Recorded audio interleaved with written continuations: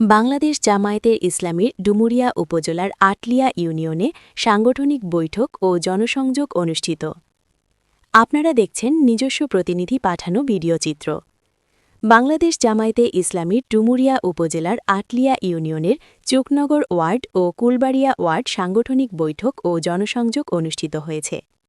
গতকাল বৃহস্পতিবার বাদ আসর ও বাদ এশা অনুষ্ঠিত কর্মসূচিতে অংশগ্রহণ করে বক্তৃতা করেন ড একরামউদ্দিন সুমন, ছাত্র শিবিরের সাবেক কেন্দ্রীয় আন্তর্জাতিক বিষয় সম্পাদক, আটলিয়া ইউনিয়ন সভাপতি মাওলানা মতিউর রহমান, সেক্রেটারি হাফেজ মঈন উদ্দিন, শিবিরের সভাপতি মাহমুদুল হাসান তানভীর, সেক্রেটারি ইমরান হোসাইন, মাওলানা আব্দুল জলিল, মাওলানা শাহজাহান, মাও ফারুক হোসেন, মাওলানা রফিকুল ইসলাম, মাস্টার আব্দুল কাদির, মেহেদি হাসান, মাওলানা বাহারুল ইসলাম, সার্জেন্ট রবিউল ইসলাম, মেম্বার আলাউদ্দিন মালি, আল আমিন সোহাগ, খায়রুল ইসলাম, আব্দুর রাজ্জাক, আব্দুল ওয়াদুদ, মাহবুব রহমান, কামরুল শেখ, রাজিকুল শেখ, প্রভাষক আসাদুজ্জামান শেখ, রাকিবুল ইসলাম শুভ, রবিউল ইসলাম, হাবিবুর রহমান, বাবলুর রহমান।